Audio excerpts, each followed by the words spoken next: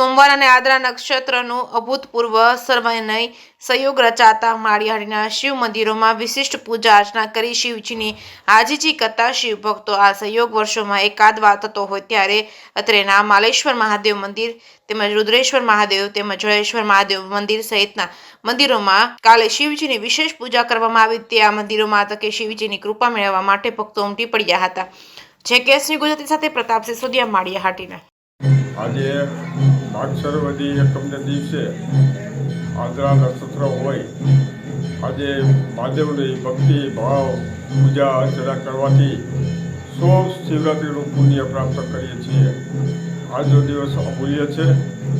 આજે રાતના 12 વાગ્યા સુધી જે કોઈ ભક્ત ભગવાન ભોળાનાથની અર્ચના પ્રાર્થના પૂજા કે સ્નાન કરશે તેને આ ભાવની અંદર મોટામાં મોટું પુણ્ય પ્રાપ્ત કરી અને ધણી અમર બનશે।